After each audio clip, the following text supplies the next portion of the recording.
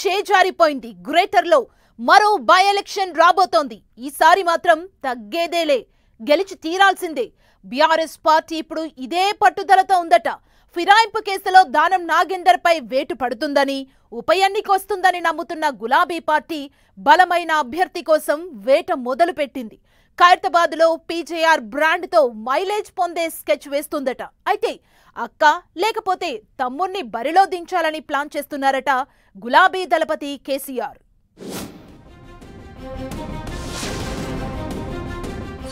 ఖైరతాబాద్ కు ఉప ఎన్నిక పక్కాన, బీఆర్ఎస్ రెడీనా? ఖైరతాబాద్ బై ఎలక్షన్ అభ్యర్థి ఎంపికపై కారు పార్టీ కసరత్తు. కాంగ్రెస్ నేత విజయారెడ్డిని పార్టీలోకి ఆహ్వానించే యోచన. ఖైరతాబాద్ నుంచి విజయారెడ్డిని బరిలోకి దించే ప్లాన్. విజయారెడ్డి రాకపోతే విష్ణును అభ్యర్థిగా పెడతారని టాక్.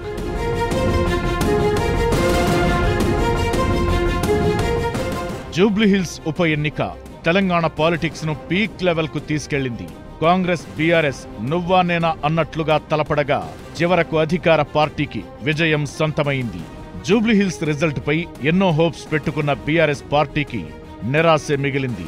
ఇంతలోనే ఫిరాయింపు ఎమ్మెల్యేల ఎపిసోడ్లో డెవలప్మెంట్స్ వస్తుండడం కారు పార్టీలో కథనోత్సాహాన్ని నింపుతున్నాయి. దానం నాగేందర్ పై వేటుపాటమో, ఆయన రిజైన్ చేయడమో ఖాయం. ఖైరతాబాద్ కు ఉప ఎన్నిక రావడం కూడా పక్కా అని బీఆర్ఎస్ బలంగా నమ్ముతోంది. అధికార కాంగ్రెస్ కూడా ఖైరతాబాద్ ఎమ్మెల్యే దానం నాగేందర్ పై వేటు పడుతుందని భావిస్తున్నట్లు తెలుస్తోంది.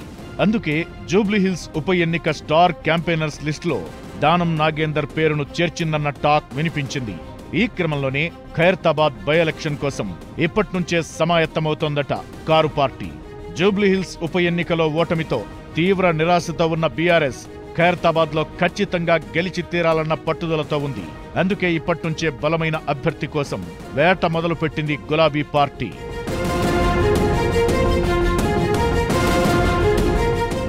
జూబ్లీహిల్స్ లో పీజేఆర్ బ్రాండ్ ను తెర మీదకు తెచ్చి అంతో ఇంతో మైలేజ్ పొందే స్కెచ్ వేసింది బీఆర్ఎస్. ఖైరతాబాద్ పీజేఆర్ కు కంచుకోటగా ఉండేది. ఆయన ఖైరతాబాద్ ఎమ్మెల్యేగా ఉన్నప్పుడే చనిపోయారు. ఖైరతాబాద్ లో పీజేఆర్ అభిమానులు బానే ఉన్నారు. అందుకే పీజేఆర్ పేరుతో ఖైరతాబాద్ ఉప ఎన్నిక బరిలోకి దిగే స్కెచ్ వేస్తోందట.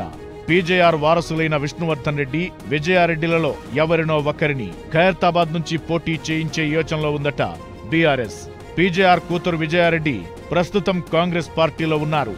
ఆమెను పార్టీలోకి ఆహ్వానించి టికెట్ ఇస్తే గెలుపు అవకాశాలు ఎక్కువగా ఉంటాయని కారు పార్టీ లెక్కలు వేసుకుంటోందట. తండ్రి పీజేఆర్ మరణానంతరం రాజకీయాల్లోకొచ్చి 2009లో శేరిలింగంపల్లి నియోజకవర్గం నుంచి స్వతంత్ర అభ్యర్థిగా పోటీ చేసి ఓడిపోయారు విజయారెడ్డి. ఆ తరువాత 2014లో ఖైరతాబాద్ నుంచి వైసీపీ అభ్యర్థిగా పోటీ చేసి ఓడిపోగా 2014 ఆగస్టులో బీఆర్ఎస్ లో చేరింది. ఇక 2016, 2019లో 2 సార్లు ఖైరతాబాద్ నుంచి బీఆర్ఎస్ కార్పొరేటర్ గా గెలిచింది. 2018లో ఆమె బీఆర్ఎస్ ఖైరతాబాద్ ఎమ్మెల్యే టికెట్ ఆశించినా దక్కలేదు. 2022 జూన్లో కారు దిగి హస్తంగూటికి చేరిన విజయారెడ్డి గత ఎన్నికల్లో ఖైరతాబాద్ నుంచి కాంగ్రెస్ తరఫున పోటీ చేసి ఓడిపోయారు. ఆ తరువాత బీఆర్ఎస్ నుంచి గెలిచిన దానం నాగేందర్ కాంగ్రెస్ పార్టీలో చేరారు. ఇప్పుడు పార్టీ ఫిరాయింపు కేసులో వేటుపడినా అంతకంటే ముందే ఆయన రాజీనామా చేసిన కాంగ్రెస్ నుంచి మళ్లీ దానమే పోటీ చేసే అవకాశాలున్నాయి. అందుకే విజయారెడ్డిని బీఆర్ఎస్ లోకి ఆహ్వానించి పీజేఆర్ బ్రాండ్ తో మైలేజ్ పొందే స్కెచ్ వేస్తోందట గులాబీ పార్టీ.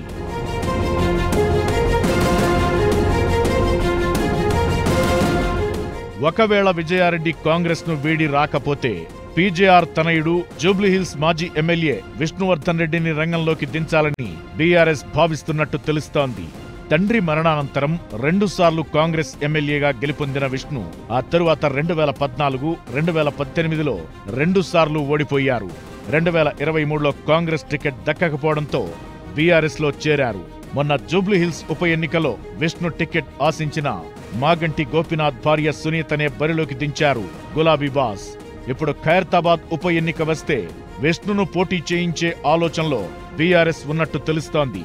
పీజేఆర్ తనయుడిగా ఆయనకున్న ఫాలోయింగ్ ను దృష్టిలో పెట్టుకుని ఖైరతాబాద్ లో దానం నాగేందర్ కు గట్టి పోటీ ఇస్తాడని భావిస్తోందట కారు పార్టీ.